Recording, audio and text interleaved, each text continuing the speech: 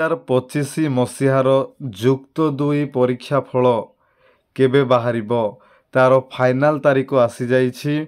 ଚଳିତ ସପ୍ତାହରେ ଯୁକ୍ତ 2 ପରୀକ୍ଷା ଫଳ ପ୍ରକାଶ ପାଇବ। ତାରିଖ ଘୋଷଣା ହୋଇନଥିଲେ ମଧ୍ୟ ମେ 21 କିମ୍ବା 22 ତାରିଖରେ ଉଚ୍ଚ ମାଧ୍ୟମିକ ଶିକ୍ଷା ପରିଷଦ କାର୍ଯ୍ୟାଳୟରେ ପରୀକ୍ଷା ଫଳ ପୁସ୍ତିକା ଉନ୍ମୋଚନ କରାଯିବ। ପିଲାମାନେ ସମସ୍ତେ ମନେ ରଖ, এই ଜାଗାରେ ସମସ୍ତେ ତୁମମାନେ ମନେ ରଖ, ମେ 21 କିମ୍ବା 22 ତାରିଖରେ କ'ଣ ହେବ ତୁମମାନଙ୍କର ପରୀକ୍ଷା ଫଳ ନିଶ୍ଚିତ ଭାବରେ 100% ରିଜଲ୍ଟ ବାହାରିବ। ଆଉ ଥରେ କହୁଛି, ମେ 21 ତାରିଖ କିମ୍ବା 22 ତାରିଖରେ ତୁମମାନଙ୍କର ରିଜଲ୍ଟ ବାହାରିଯିବ। କିଛି ମଧ୍ୟ ବ୍ୟସ୍ତ ହେବାର ଆବଶ୍ୟକତା ନାହିଁ। କୌଣସି ପ୍ରକାର ତୁମମାନଙ୍କୁ ମୁଁ ଫେକ୍ ଭିଡ଼ିଓ ଏହି ଚ୍ୟାନେଲ ମାଧ୍ୟମରେ ଦେବା ପାଇଁ ଚାହେଁ ନାହିଁ।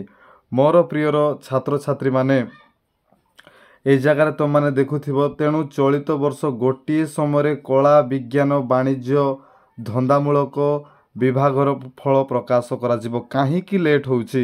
ଆଜି ବାହାରିବ, କାଲି ବାହାରିବ, ପରଦିନ ବାହାରିବ, ଡେଟ୍ ପରେ ଡେଟ୍ କାହିଁକି ହେଉଛି ବିଳମ୍ବ ହେଉଛି? ମୋର ପ୍ରିୟର ଛାତ୍ରଛାତ୍ରୀମାନେ, କାହିଁକି ବିଳମ୍ବ ହେଉଛି ନା, ଗୋଟିଏ ସମୟରେ ତୁମମାନଙ୍କର କ'ଣ ହେବ, ଆଉ ଆର୍ଟ୍ସର, ସାଇନ୍ସର, ଆଉ ଆମର କମର୍ସର, ଭୋକେସନାଲର କ'ଣ ହେବ, ରିଜଲ୍ଟ ପ୍ରକାଶ ପାଇବ। ଏକାଥରକେ ରିଜଲ୍ଟ ପ୍ରକାଶ ପାଇବ।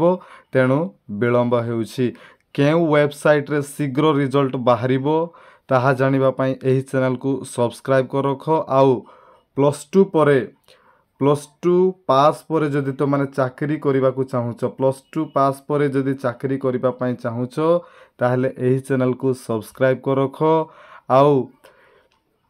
ଆଉ ଗୁରୁତ୍ୱପୂର୍ଣ୍ଣ କଥା ହେଉଛି, ପ୍ଲସ୍ ଟୁ ପରେ କେଉଁ କୋର୍ସ କଲେ ତୁମମାନଙ୍କୁ ଅତି ଶୀଘ୍ର ଚାକିରି କରିପାରିବ। ପ୍ଲସ୍ ଟୁ ପରେ କେଉଁ କୋର୍ସ କଲେ ତୁମମାନେ ଅତି ଶୀଘ୍ର ଚାକିରି କରିପାରିବ, ସବୁ ବିଷୟ ଜାଣିବା ପାଇଁ ଏହି ଚ୍ୟାନେଲକୁ ସବସ୍କ୍ରାଇବ୍ କରି ରଖ। ସମସ୍ତେ ଚ୍ୟାନେଲକୁ ସବସ୍କ୍ରାଇବ୍ କରି ରଖରେ ପିଲାମାନେ, ସମସ୍ତେ ଚ୍ୟାନେଲକୁ ସବସ୍କ୍ରାଇବ୍ କରି ରଖ। ବହୁତ ବହୁତ ଧନ୍ୟବାଦ।